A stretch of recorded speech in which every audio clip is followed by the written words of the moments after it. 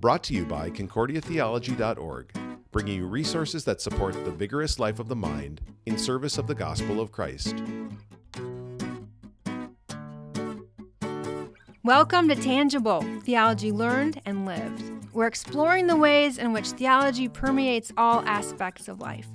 Through conversations with faculty at Concordia Seminary St. Louis, we will challenge you to deepen your theology and live out your faith in Christ. I'm your producer and host, Jessica Bordelot. I'll talk with a variety of professors on a variety of topics, something different every episode, but all pointing to the intersection of faith and daily life, because it's tangible, theology learned and lived. Today we're talking about the Sabbath. Genesis tells us that God blessed the seventh day. The commandments tell us to keep the Sabbath holy. In the Gospels, we read about disputes over what that means. Here to shed some light on this topic is Dr. Joel Biermann, the author of the newly published book, Day 7 for Work, Rest, or Play. Dr. Biermann has been a professor of systematic theology here at Concordia Seminary St. Louis since 2002. Before becoming a professor, he served as a parish pastor in Minnesota and Michigan. He has authored 5 books, including the one we are discussing today. Dr. Biermann, thank you for being here. It's my pleasure as always. Joining in the conversation is Dr. Joel Okamoto. He has been a professor of systematic theology here since 1998, and before that, he was a parish pastor here in St. Louis. He's read Dr. Biermann's book. I'm not sure if he's here to dispute it or agree with it. We'll find out, but either way, this will be an insightful conversation. Dr. Okamoto, welcome back to the show. Thank you. It's good to be here. So growing up, I was always baffled by the third commandment. Remember the Sabbath day, keep it holy. Confirmation did not help me too much on that one. The small catechism said not to despise preaching or the word, and I thought that meant I better like pastor's sermon. Every single one of them, or I'm despising preaching and I'm breaking the commandment. So then as a young adult, I was concerned that if I worked on Sunday, I might be disobeying God. So I talked with my pastor. He told me that I could just go to church on Saturday night. That would be good, and I'd be obeying the commandment. Dr. Biermann, have you found that attitude to be common? Well, yeah. This is one of the reasons I wrote the book, was this weirdness over the third commandment. And your experience is pretty standard. So, and I get into this in the book, and this is part of my 8th grade dilemma. And I've reflected on this a lot, that when you read Luther's small catechism and the commandments, he has got a very definite MO. He tells you we should fear and love God so that. And then he tells you something you should do, something you shouldn't do. And he has this way, especially in the small catechism, of just expanding everything. So what seems simple and straightforward suddenly becomes huge and overwhelming. So don't kill. And 8th grade boy thinks, easy. I got that one. Yep, haven't killed anybody. Then you learn, well, that means you can't hurt them or harm them, and it means you can't do it with your words either. I'm thinking, oh man, I'm in serious trouble because I've got brothers. I tease them endlessly, So it was just, so that's what it really means. Then you get to the third commandment, and it's the exact opposite, because the third commandment's all about don't work and honor the Sabbath day. And Luther says, here's what you need to do. Don't despise the preaching and, pay attention. So it boiled down to, in my book, okay, go to church, pay attention. I was a PK, piece of cake. So I'm in church all the time anyway. I got this one down easy. And it's so weird. And the more I aged and got older, I thought, why this big reversal? So that's what drove my own interest, is trying to figure out what to do with this. And then I found wider Christendom just doesn't know what to do with it. You've got fundamentalists and evangelicals all hung up on what constitutes keeping Sabbath and how much work you can do and all the kind of nonsense they get hung up with. Rome doesn't do much better. And then you've got the Lutherans saying, just go to church and pay attention. And it's like, what? And so that's what kind of drove me. It was just kind of working through some of that. As a church worker, I'd been to enough conferences with workshops that talked about Sabbath rest being life balance. Yeah, that's the other thing that fries me. And this kind of cracks me up, and this is probably not nice on my part. So I go to do the seminar, and they've got the devotions all set up with different guys doing devotions. They're all going to Mark, come away with me by yourselves to a quiet place and rest. And, and we need to get the balance, and we need to, I'm thinking, oh, you guys. And then I start doing my teaching, and it's like, and it's always awkward because the very thing they're zeroing in on, I'm not. And that's kind of the whole point. Has that been your experience as well, Dr. Okamoto? Yes. It doesn't look like Sabbath in the scriptures. And so remember, you first brought up about this, and this is a while ago, about the third commandment. It needs to be wider. And Yeah. yeah, that's right. It's not so much the third commandment as Sabbath. Mm-hmm. And then from a scriptural standpoint, it's understandable that the Sabbath is no longer to be kept in the Old Testament way. Mm-hmm. Mm-hmm. On the other hand, what the Catechism does with the commandments, it's not following the Old Testament. It's rather, here's how we follow Jesus. Yeah, exactly. And it's used that way. But well, you brought this up well in the book about, you use Luke, and Sabbath matters a great deal, starting with being in Nazareth and announcing the Jubilee, and then how he gets into it with the Jewish leaders over this. Yeah. And it is over a deep misunderstanding over Sabbath itself that comes out there.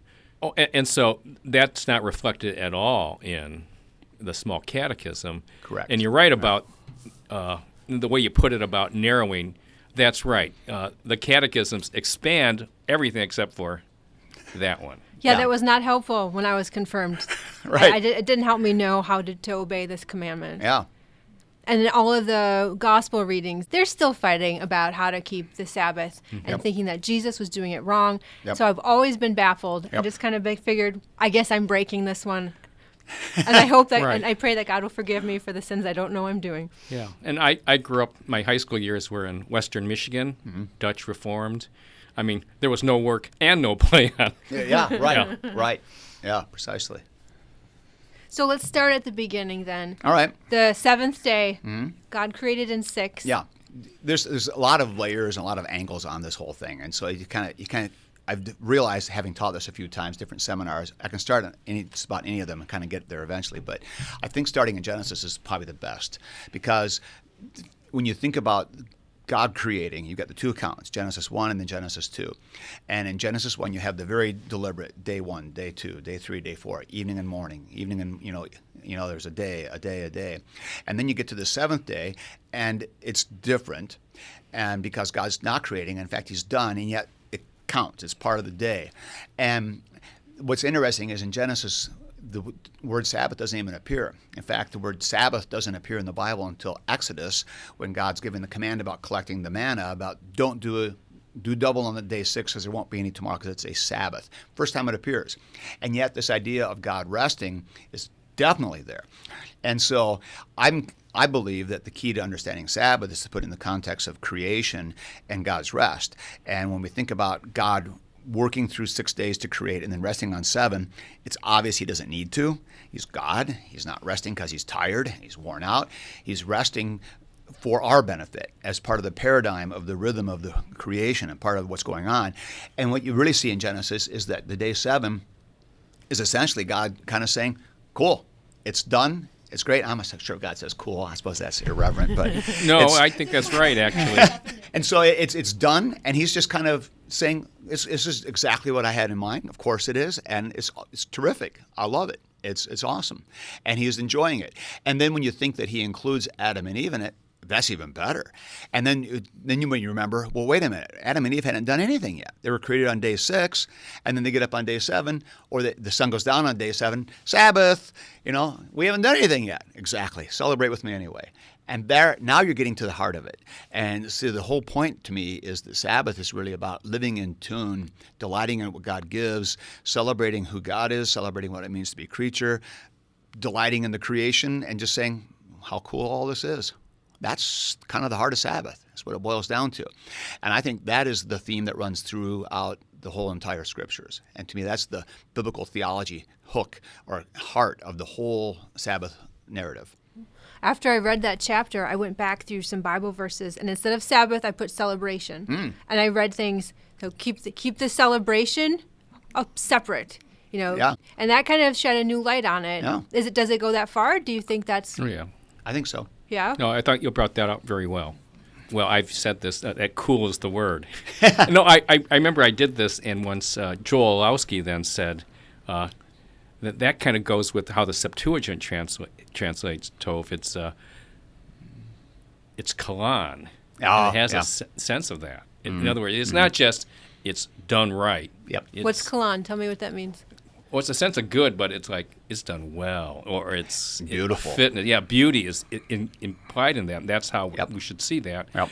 And therefore, to think that on the seventh day, no, this is really good. And God said, yes. Yeah. No, this isn't just God, who is not easily impressed, thinks, all right, I really did it this time.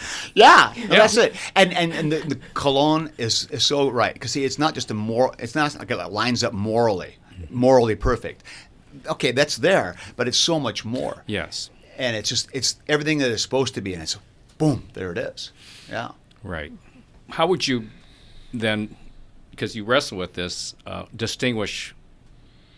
See, work is not against that. Yeah. On the other hand, there is a distinction. So Yeah. could you talk about that? Yeah, so work comes in here almost immediately because it's part of the Genesis as well. And so you're reading through the Genesis account, the first one and the second one, and I would contend that it becomes quite obvious that Adam and Eve are created for the sake of the creation, and they are created to work. And then this leads to the conclusion that is work part of the very identity and the very essence of humanity? I think it is. And that's somewhat controversial in itself because it's got huge implications. Because if work is part of what we're made for, then obviously work is not bad. And then it also gets into questions of eschatological implications. Because if it's my essence, at the eschaton, at the resurrection, when I'm raised, I'll be what I'm supposed to be, which means I'll be a worker. I think that's right. And I think that is right. But you see, your question then is, but wait a minute, this living in tune, that's the whole point. And one of my titles that got scratched for this was going to be Sabbath work. And the whole idea that, we working is part of Sabbath. And I'm really kind of convinced of that. I think that when work is right, pre-fall work, it's part of living in tune, part of delighting in. And we get tastes of this sometimes. And I try to get at this in the book a little bit, where you're doing something and it kind of just is, you're in the zone, it kind of just clicks. And I was built for this. Yeah, that's Sabbath work. All right, so here was a question I had. Yeah. Was writing this book work? This book was, for me, work, because writing to me is painful. Okay. It really is. Oh. I don't, and it's part of, you get into your zone or whatever. Mm-hmm. I don't find writing particularly enjoyable. Okay. I just don't. It's a pain, and I do it out of necessity, not because I like it. I know I have some students who just delight in writing, and it's not me. All right. Okay, so if that's part of the definition of work, is that you have to be pained while you're doing it? Well, not necessarily pained. Joel's right. The work becomes probably sharpest when you contrast it with play. And the key for me is the purposelessness or the purposefulness of it. And so what qualifies as work is it's got a definite purpose. There is an objective in mind. Even if the purpose is fun? Yeah. In a sense. Well, see, the play is by definition something you're doing for the sheer delight of doing it. It has no ulterior motive, no other broader purpose. And so this is why even like people who exercise for the sake of keeping themselves in shape, it's really not play. They're doing it for an ulterior motive. But when you're playing just for the sheer delight of playing, now it's play. And so that means the difference between work and play isn't really even, are you getting compensated? Are you have to? And none of that really counts. It's more to the purposefulness of it or the purposelessness of it. And purposeless sounds horrible, which is a part of our work culture, that we see purposeless as somehow inherently negative. But purposeless simply means you're not doing it for an ulterior motive. You're doing it for its own sake. Okay, so we're talking about work and play because these are chapters in the book. I'm going to read some of the other chapters in the book so we can tie all those together and maybe get some definitions. There's work, there's leisure, there's sleep and play. Yeah, okay. And I'm glad you wore your leisure suit to talk about the chapter on leisure. I never like owned the one. blue. That looks great. I like it. Tell me more never about owned leisure. a leisure suit. Our listeners will believe me. I know, they'll believe you, I'm sure. So leisure is another one of those words. It's just kind of unique, and this is I'm drawing heavily from Joseph Pieper, another guy who gets this, and a Roman Catholic theologian mid-20th century. Not to be confused with Pieper, who wrote the systematic books. Okay. Right, yeah. And so you need to keep those two separate. So Joseph Pieper, though, writes these rather pithy, short little books that are really heavy. Anyway, in his book, Leisure, the Basis of Culture, he contends that leisure really is the point of culture, essentially living in tune with God in a sense that kind of leaves the world behind and is just completely at rest. Now, also you have to bring in here the sense of Aristotle, who sees work as antithetical to human being. And this is the key to really kind of understanding this. For Aristotle, work is inherently bad. It's a bad thing. Work is what you do to survive. Work is what menial people do. Work is what slaves do. And real men who have the time to be able to think about what it means to be human aren't wasting their time cutting wood and mowing and plowing. They're contemplating what it means to be human, because that's the height of humanity. And so Pieper buys that. He's running with that. And so for him, work is always kind of a problem. And so that's interesting for me, because I argued a little bit ago, I think work is intrinsic to our humanity. Pieper says it's not. So that's one of the dilemmas. That's kind of what I was writing the book for as well, is I encountered this when I was doing some teaching at grad level. I realized, we got two different scenarios going here. Is Pieper right, or is the work thing right? And I think you can reconcile them under Sabbath. That's kind of the big point. Could you say something about Pieper on the culture of total work? Yeah, that's one of his really helpful insights. Right. It's very significant. So Pieper's talking about how leisure is what we're built for, and that means living the contemplative life, classic kind of medieval language. So the monk who's contemplating God, there you go. That's the height. And working, not so good. Now his insight, though, is that in the 20th century, he argues that here we have arrived, and he's writing mid-century, here we've arrived at all this technology which frees us from all these mundane labors. We don't have to spend hours to survive, hours cooking and cleaning and preparing for life. Technology's made these things easier, and yet what have we done with all this extra time? Work. And in his mind, this is a crime. You're just working, you're missing the whole point. And then he says we're to the point now as a culture where we have arrived at a world of total work, which actually reconciles with Reef, an economic man, rather nicely. And the idea that man finds his meaning and his purpose and his justification for existence in what he produces. And that's the biggest aha, is you judge everything based on productivity. What have you done? What have you accomplished? What have you done? That's total work. And he's fighting against that. He hates it. He sees that as the problem. He's trying to attack it. He wants to tear down a world of total work. And so his solution is the contemplative life. I think it's more nuanced than that, but that's what he's after. Okay, so we have work, we have play, we have leisure. So that gives us some definitions as we talk about what should happen or what shouldn't happen in Sabbath. So what does this have to do with Sabbath? Which of these things are good for Sabbath, which are bad? They're all part of Sabbath. Tell me more. So Sabbath is not equal leisure. Sabbath is not equal work. Sabbath is not equal play. Sabbath is the context within which all those happen. Because Sabbath basically amounts to living life rightly related, living life in tune, living life as the creature you're supposed to be. Would this be it? When God rested, he framed how he understood creation, how we should be creatures. Yes. Yeah. Framing which is nice therefore language. Our work, our leisure, our play. They aren't the same, right? But they all fit under the umbrella of That's exactly Sabbath. right. Yeah. Now, I had never thought about that before, but that was what came out of the book, and I thought that was a good genuine insight. Okay. Yeah. Good. Thank you. Does that change what you'll do on Sundays? Should this change what we do on Sundays? So I had written somewhere in my notes, I cited Marva Dawn, A Royal Waste of Time. Then I read farther, and then you cite her. The name of the book is A Royal Waste of Time by Marva Dawn. Marva Dawn, that's right. But taking this together, the church's worship, I mean, what do we even call it? What should it be like? In other words, for instance, the leisure, it's wisdom seeking. How did you describe it? Wisdom seeking, wisdom. Yeah, well, leisure is contemplation. Yeah. Thinking about God, thinking his things, thinking God's thoughts after him. Yeah, but you had a certain way of putting it here. A wisdom-based and wisdom-aimed discussion. Okay. Yeah. So it's more than just repeating stuff. No, it is growing in Yeah. our... Well, this gets back. Let's go back to contemplation, and we'll bring it over to worship, because Pieper helps on all this.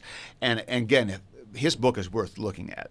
Leisure, the Basis of Culture. It's short, it's just pithy, and it's really helpful. But contemplation does not mean sitting around thinking about stuff. The contemplative life is life living primarily in conversation. And so the best example of that would be the classic Greek symposia, where you're sitting around with other guys, like we're doing here, talking about stuff that matters. That's leisure. And so in Pieper's world, if Pieper walks into this interview, you guys are doing leisure. You're doing the contemplative life. This is what you should be doing. And this is what leisure looks like. And I think we even have a sense for that. Most of us find these kinds of conversations invigorating and really interesting. And we like this kind of stuff. It's the guys sitting around, around a campfire and, having conversation about deep stuff. And maybe it's not deep, but they feel like it is. And it's enjoyable. That's contemplation. So then Pieper then goes on and says, so what is the highest form of celebration, festival? It's worship. And that always shocks students. And they're reading along, he talks about festivals when we're living in tune and enjoying. Contemplation kind of grows into festival. But what's the highest form of this? Christian worship. It's like, whoa, dude, you got to be kidding me. You have to define worship then, though. Well, so that is worship defined by the large catechism. Exactly. To hear and discuss the Word of God. That's right. And now stuff starts coming back in, and Luther Yes. is vindicated, because you see the Vindicated idea. for not giving us an explanation in the small He is catechism. vindicated for zeroing in on the Word of God and paying attention to Him, because that's exactly right. So in worship, we receive from God, we celebrate what He's doing, we contemplate His stuff, the sermon, and this kind of give and take. And so it's not just a rote running through things and checking off a box, but it's living in delightful community with God and with one another. And see, that should be part of this. Yeah, it is an argument against the Latin Mass, though. It is. No, it really is. It is, yeah. Yeah. All right, so in light of those things, Yeah. the parameters that God gave for the Sabbath, how does that fit in?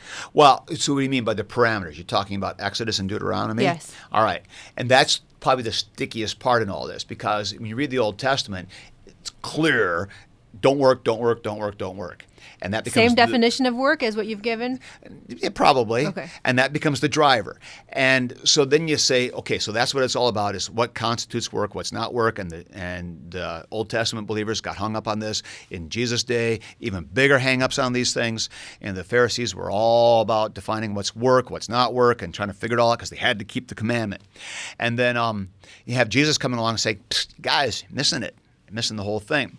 And so to me, the New Testament is essential to be able to understand what's going on with the Old Testament. And so I would argue that in light of what happens in the New Testament, what Jesus ends up doing with Sabbath, we need to read that back into how we read the Old Testament. And then we should see the command not to work as not being the essence of the commandment, but being the outward manifestation. And that's the argument I try to make in my book. And I will admit that that's probably my thinnest part of my argument, but I think it's still right. Yeah. Yeah, it has to be appreciated that the Mosaic law was given just for Israel and just till the Lord came. Right. And there is a sense in which if you maintain it's all about not working, well, you have the same problem that the Galatians did. Yes. You don't get it. Christ came. Right. He's redeemed us from this law and all that law. Yep. But not to be free to do whatever we want, but free to be creatures. Right. And that we should appreciate that in Jesus Christ. So when you brought this up about, the Jubilee, for instance. No, the real Jubilee comes in Jesus. Right. Remind me what the Jubilee is. It was every 7 years, the Israelites were supposed to take a year off, and then on the seventh year, all things would reset. If you were, like if you had a debt, it was gone. If you were a slave, you were set free. Property was returned to the original families. But then the passage from Isaiah, this is the day of redemption. Yes. And then Jesus comes and announces this, and this scripture is fulfilled in your hearing. That's what's so awesome about what Luke does in the Nazareth thing. Tell me that story. Well, see, the whole Gospel of Luke is, when you read it with this sight. It's like, whoa, it's all there. Because in Luke's gospel, you've got Jesus getting baptized, you've got all the infant narratives, but Jesus is not recorded doing any ministry or any miracles in Luke from the time of his baptism until he goes to Nazareth. In all the other gospels, he's doing stuff down in Capernaum, he's doing all these other things, but Luke tells us none of it. And so Luke holds it all off into abeyance. And then he arrives at Nazareth, and it's the Sabbath, hometown. And so Jesus gets to preach his hometown. It's like the seminarian going home and preaching for the hometown crowd. Everybody's excited, big day, packed house. And besides, he's already got notoriety. He's got some reputation coming. So he shows up, he gets handed this prophet Isaiah, and he reads exactly these Jubilee verses. Sits down to preach and says, today this is fulfilled. It's like the ultimate huge bombshell. It's just, what do you say after that? It's like, done. Everything you have spent your whole life waiting for, everything the world's been waiting for, here it is. I'm it. Yeah. And he's basically saying, I'm it. Yeah. No, it's not, here it is. I am here. Exactly. I'm here. Yeah. Here I am, guys. I'm the Jubilee. And it's like, everyone's like, oh, that's cool. Wait a minute. What did he just say? Are you serious? And then they all go bonkers. And then they do exactly what you expect them to do. They get all worked up, get ready to throw him off the cliff, and he just walks through them. Luke takes that start on a Sabbath where Jesus basically says, I'm the Jubilee, I'm the fulfillment of Sabbath. Goes right in the face of convention and heals. Why? Because they're out of whack. It's not right. Sabbath means everything's where it's supposed to be. They have to be healed on a Sabbath. And so Jesus is just turning everything around, and he realized that's what Sabbath looks like.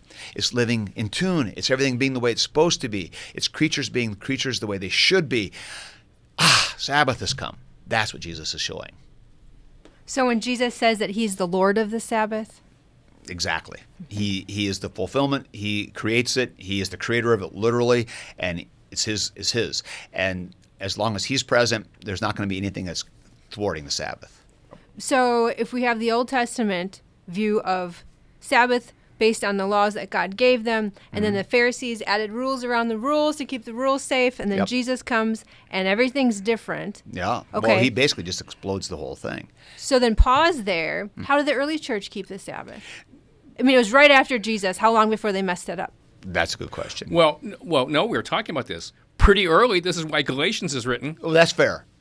Yeah, no, the temptation is always there. Yes. To go back to the control thing. Right. Or, when Paul speaks about, no, don't let anybody tell you what the Then that's right. Sabbath. No. And it's in Galatians, it's in Colossians, it shows up again and again. It's like the perennial problem already. So yeah, pretty early on. Well, because it is such a radical break. Yeah, it is.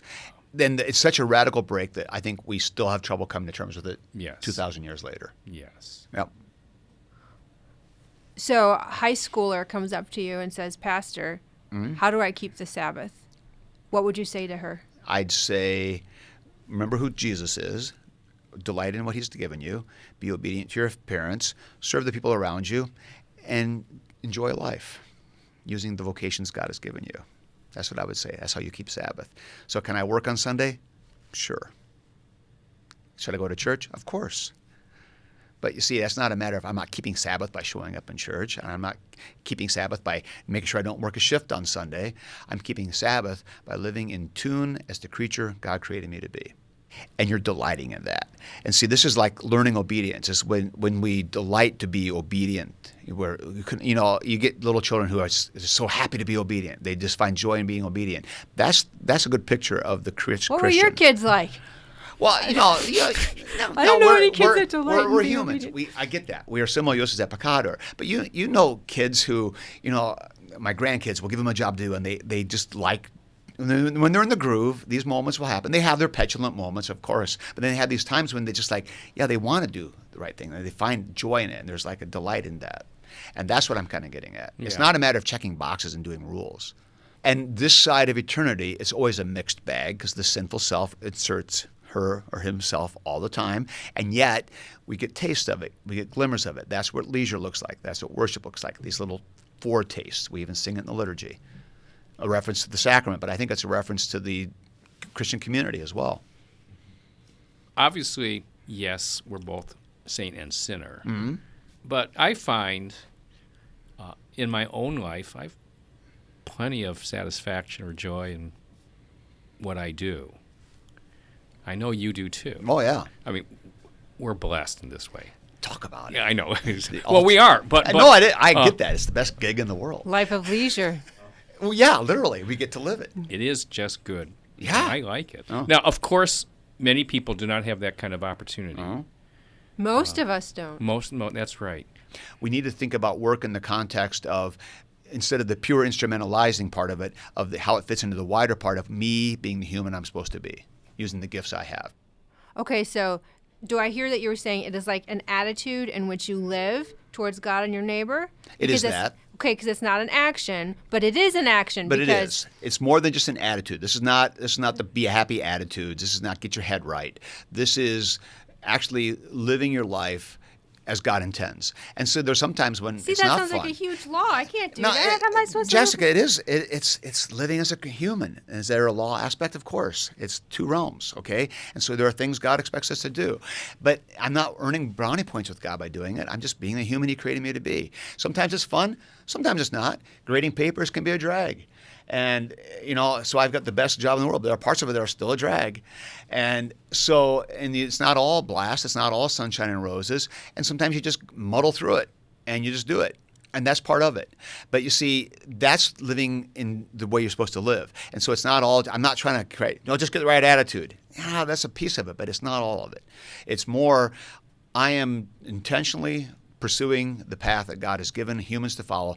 That's what I'm going to do, whether I like to or not. So I'm going to do. How does that play in with the first chapter talking about celebration, Sabbath being celebration? Yeah, because celebration is even, sometimes it's not always just all happy and fireworks. Sometimes a celebration is just the sense of accomplishment, of the job well done, and of I got that stack of papers graded. Done. Celebration. If we're talking about celebration, then there's a responsibility, for instance, the pastor. Yeah. Or if it's education, then the teacher has a responsibility not only to teach, but to make it a kind of a setting in which they can do this. That's good. I had not thought that side of it. But yeah, those who have some responsibility and control over how some of these things work should take these things into account. So Sunday morning worship should look like genuine celebration and should be more this kind of lively contemplation. I think that kind of engagement should be a marker of how we operate all the time. And yeah, education too. You teach the material, fine, but how did you teach it? Did you get the students to engage in things? This is how we approach the classroom the same way. We do. No, we have been intentional about that. Yeah, it's a deliberate intention to say, what do we want the students to take from this? And it's not just more information that they can pick up by reading a book, but it's trying to change how they look at the world, how they look at themselves in the world, how they look at their tasks within the church, and what it actually means to be faithful in those tasks. We want to get somebody who comes out of here thinking, I'm going to be doing this way. And it's not just a matter of getting information or data. Yeah. Put it a different way, it would be, if they haven't read your book, they would go, well, that makes sense. Right. Yeah. It sounds like Biermann. Yeah. Which is the idea, isn't it? I assigned this book in this fall semester for my class, Ethics in Human Care, which had fourth year and deaconess students in there. And it was, I had fourth year guys saying, yeah. It was exactly what you just said. That's what made me say it. That was their response. Yeah. And that's, I think, bingo. Then it's working. Yes. Yeah. The last question on the show is always this: what do you want our listeners to remember? Dr. Okamoto, you get to go first. I get to go first. I want them to remember that they are creatures, and what they mean to be creatures is seen in their Lord and Savior, Jesus Christ. And to work, to play, to have leisure, to cook. You talk about food and those kind of things. All of those things, to know that they are things that God has given you, and to receive them in faith. Yeah.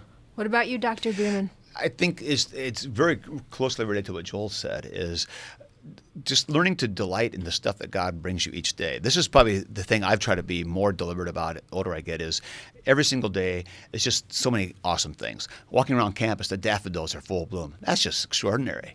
And you just smile and enjoy it. And, the wind's blowing like crazy. There's something about that. And it's just every single thing is this gift from God, and learning to see it all as a piece of his creation that he's redeeming in Christ, and learning to simply delight in what God gives you in that community of faith, celebrating on Sundays, but then celebrating throughout the week. That's kind of this kind of all-encompassing thing.